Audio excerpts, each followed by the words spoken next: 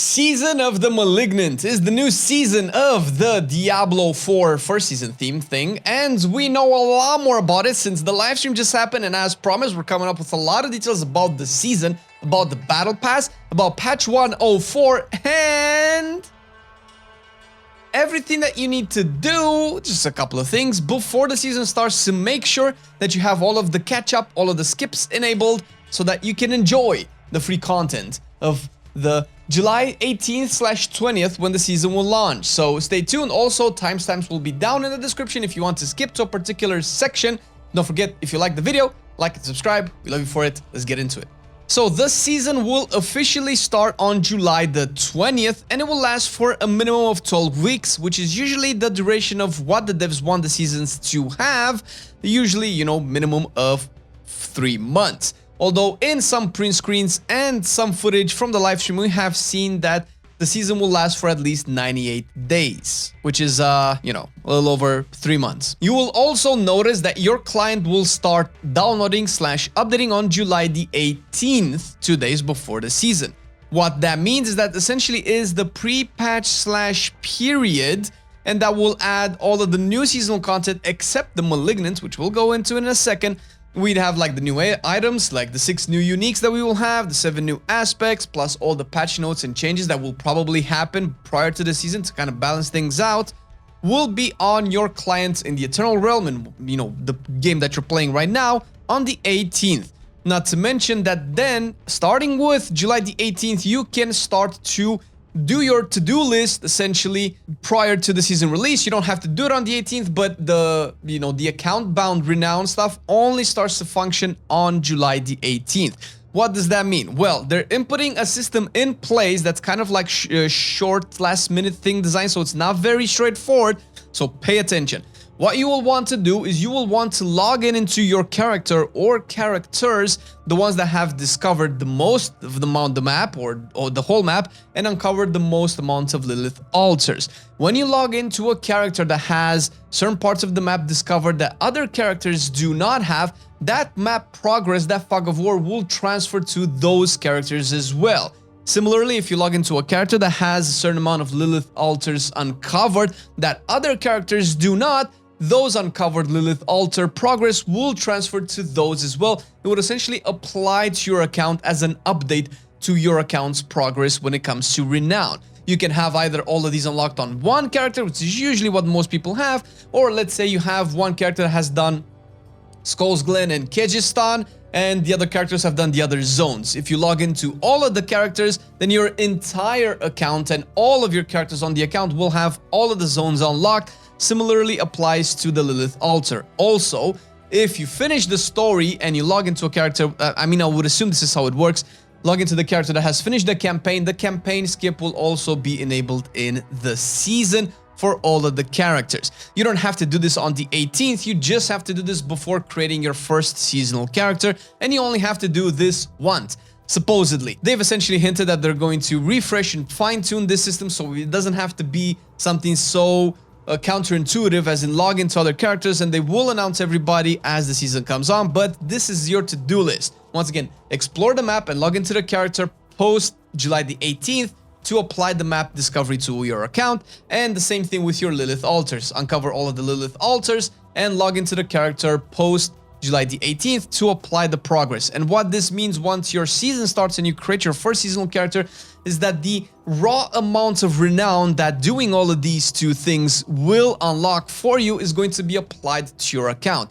It doesn't matter if your main character has all the 5 chapters of the Renown for each zone completed, you only get the raw amount of what it can be converted from the exploration of the zones and the uncovering of the altars, raw amount into your character. So likely you'll have 1 or 2 chapters already done. You won't have all of them, so you'll still have to, you know, do the dungeons from what we know so far, do the events, do the side quests, and plus whatever other the season will bring. And speaking of the bringingness of the season journey is basically what we discussed in the previous video, objectives that you complete to further progress through the season. These are kind of like your to-do lists for the actual season, not the pre-season. The objectives can range from, you know, completing a dungeon, going into a cellar, and things like that.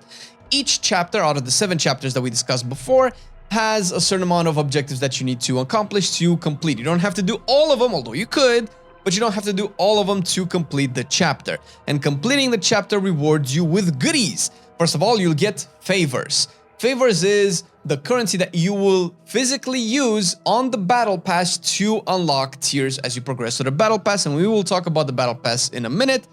And you'll also get aspects. Now, from the footage of the live stream, we've seen a lot of the aspects being rewarded. We don't know exactly what aspects. We can assume that they're going to be the new aspects introduced into the season, but seeing as we only have like 7 that we've been kind of led to believe, I don't know if it's going to be a combination of aspects that are in the season and some that are currently available, or we're just going to get all of the aspects really early and then we're going to have different style of rewards. But we're going to have aspects, favors, and caches of loot, likely with crafting materials. The favors that you're going to be using for the battle pass can also be earned through actual content. Doing events, slaying monsters, doing dungeons, all of that stuff can and probably will reward favors. We don't know exactly in how many favors you will get, probably not very many, but you can definitely find favors outside of just doing the objectives. Also, once you reach the end of the season journey, aka completing all the chapters, you will be rewarded with a scroll of amnesia. This will fully reset your character. From what we know, this means all of your paragons, all of your skills, everything free of charge. It's a one-time thing, once per account. We don't know if they're going to add more scrolls of amnesia in the future, but this is a way to, you know, if you've leveled to 100, then you decided like, okay, now I want to play my level 100 build, but it costs way too much stupid amounts of gold, then you'll be using the scroll of amnesia to fully reset it. And coming with the season, we will have the season campaign. Not to be confused with the actual story campaign. This is not a continuation of the story of, you know, Diablo 4 with Lilith and Linarius, but this is kind of like a spin-off story. It's probably going to be a bunch of quests given to us by a new NPC called Corman, I think. The name of the NPC was, and is just to introduce us to the new system, the Malignant system. And upon completing the campaign, you will be rewarded, or at least sometime during the campaign, not as much as we know, you'll get the item Cage of Binding. Cage of Binding is necessary to interact with the malignant tumors out in the world. And to be able to do this campaign and actually access the seasonal content, you will also need to finish the game campaign.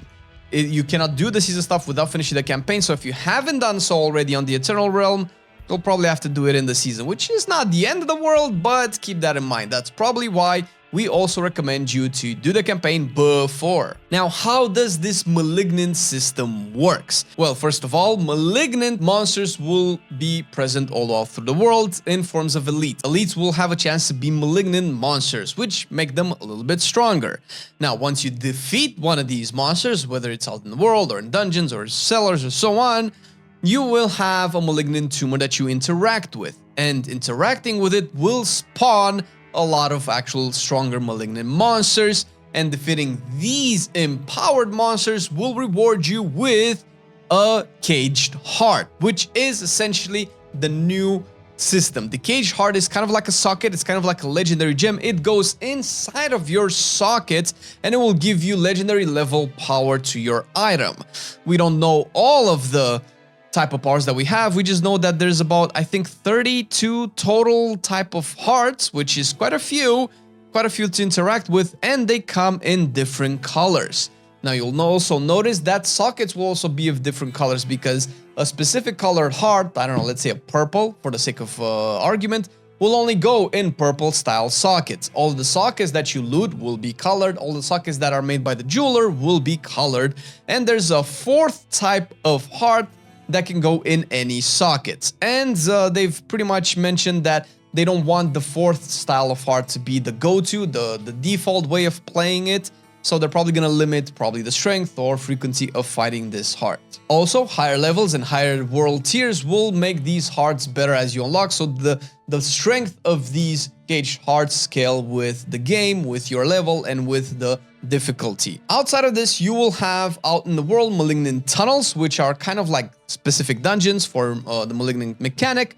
And so obviously they're going to be replayable. You're going to find the tumors inside the dungeons, and even a new boss in this season, which is Vashad the Corrupted. I don't know. It's a weird Diablo name. It's fine. You see it on the screen. This is how the boss looks.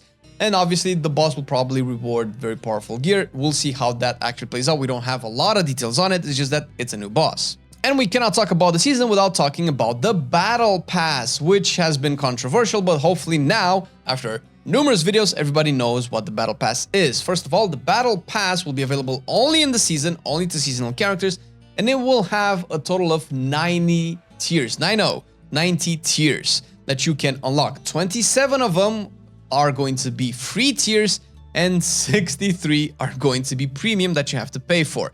All of the player power and bonuses are going to be in the free version, while the premium version will only have cosmetics. You'll have cosmetics in the free version as well. I think even on tier 1, I think the first confirmed reward will be a cosmetic, which is perfectly fine. But what you're probably going to be interested in the Battle Pass, specifically in the free one, is a couple of things. First of all, Smoldering Ashes is a currency that you unlock by going through certain tiers. And this is what you will be using to unlock the seasonal blessings that you might have seen in our previous video, which are basically bonuses that affect your character on the world in terms of XP gain, not potion, but how long elixirs last, and so on and so forth. Not to mention the top secret one that we had before specifically addresses the Malignant mechanic. I would imagine, although it hasn't been confirmed, that you might not be able to unlock all of the seasonal blessings, so maybe some choice there might impact it. We'll have more information on it once we actually have more information on it, but this is how it works. And the first Smoldering Ash reward comes at tier 8, and tier 8 is only available once you reach level 40 or higher. So even though the premium version of the Battle Pass makes you skip or gives you the opportunity to skip tiers, because you can skip tiers by paying platinum, you still need to meet the requirements in question. So for instance, you can skip the tiers up to like 9 or 10 and get the rewards normally, but to actually get the rewards from tier 8, as an example, you still need to be level 40. So you cannot be a level 1 character that just sinks a bunch of cash and you just get everything, even the player power. No, that's not how it works, so thank God for that. And to be fair, the premium tier does have some pretty cool cosmetics. Now, since we've purchased the Ultimate Edition, likely we'll have access to it, and I particularly don't mind paying it. It's a little bit weird. I really hope that they stick just the cosmetics in the future, but we'll see how that turns out. And lastly, coming in today, we have a new patch, the 104 patch, which is not as big or as memeingly being called chunker as the 103 patch. It does bring with itself a lot of fixes, and one important addition is that now Helltide chests can drop uniques, which is good because I didn't know they couldn't drop uniques. So I would imagine a lot of people might be in a similar situation, but now we know now Helltides can also reward uniques. So if you're looking for that Andario's Visage or that Grandfather, you can target specific chests to potentially increase the likelihood of you looting said unique in Helltides, giving Helltides a little bit more value, let's say, outside of just the mystery chest. This is a lot of cool stuff and very exciting stuff. Still, we need to explore more because the live stream itself didn't actually reveal everything that we needed to know, so we'll wait for the season to launch. Is this everything that you need to know? Has this clarified all of the questions that you have for the season? If not, then leave a question down below. Anything that we know, we can easily answer, no problemo. Thank you for watching the video, and we will see you in the next one. Bye-bye.